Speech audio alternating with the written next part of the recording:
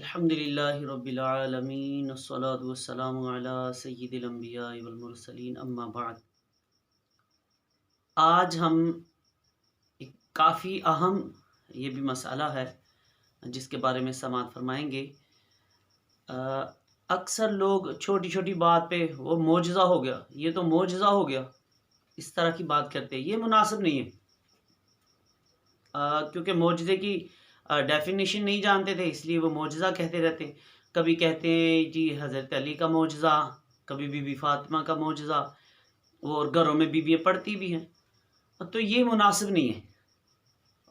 فی الحال کیونکہ ہمارا ٹاپک پڑھنے پڑھانے کا نہیں ہے کہ کیا کیا پڑھنا چاہیے، فی الحال آج جو میں عرض کرنے لگا ہوں وہ یہ کہ معجزے کی میں انشاءاللہ آج آپ کو تعریف کچھ سنانے لگا ہوں، اور اس کو ذہن نشین کر لیا جائے تو انشاءاللہ العزیز امید ہے ہم غلطی سے بچ سکتے ہیں۔ تو آئیے سنیے معجزہ کسے کہتے ہیں۔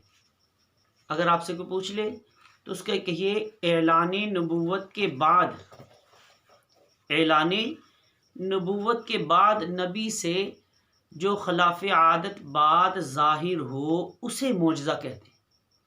خلاف عادت بات ظاہر ہونے سے مراد یہ ہے کہ اب یہ انگلیاں ہیں تو یہ انگلیوں سے، ہماری انگلیوں سے زیادہ زیادہ خون یا پسینہ وغیرہ ہی نکل سکتا ہے، لیکن ہمارے آقا مدینے والے مصطفیٰ صلی اللہ علیہ وسلم کی جو انگلیاں مبارک تھی، آپ نے پانی میں رکھی تو پانی کے چشمے جاری ہو گئے۔ تو پانی وہ صحابہ کرام کو یعنی کہ ان انگلیوں سے نکلا، صحابہ نے وضو بھی کیا، پیا بھی، اور یہ اپنے کام کے لیے انہوں نے جو جمع بھی کیا۔ تو اب اسی طرح موسیٰ علیہ السلام، تو آپ نے وہ پتھر پر عصا مارا تو اس سے پانی کے چشمے جاری ہو گئے۔ اسی طرح موسیٰ علیہ السلام کا جو عصا تھا تو آپ نے اس عصا کو وہ سانپوں میں چھوڑا تو وہ اژدہا بن گیا۔ تو اس طرح یعنی کہ ایسی بات جو خلاف عادت ہو، اگر نبی سے اعلان نبوت کے بعد ظاہر ہو تو اسے کہتے ہیں معجزہ، اور اگر ایسی بات اعلان نبوت سے پہلے ہو، کوئی ایسی بات ظاہر ہو اعلان نبوت سے پہلے تو اسے کہتے ہیں ارہاس۔ اور اسی طرح وہ اگر کسی اللہ کے ولی سے کوئی ایسی بات ظاہر ہو جو خلاف عادت ہو اسے کہتے ہیں کرامت۔ اور اسی طرح اگر نیک کوئی بندہ ہے تو اس نیک بندے سے کوئی ایسی بات ظاہر ہو جو خلاف عادت ہے تو اسے کہتے ہیں معونت۔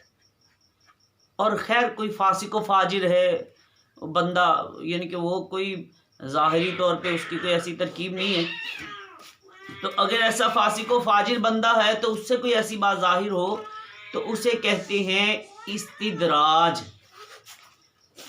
تو اگر ان ساری چیزیں جو ہے ان کو ہم ذہن نشین کریں گے تو انشاءاللہ اس سے فائدہ ہوگا، کیونکہ ہر چیز معجزہ، ہر چیز کرامت نہیں ہوتی، تو اس کی ایک علیحدہ علیحدہ یعنی کہ تعریف ہے۔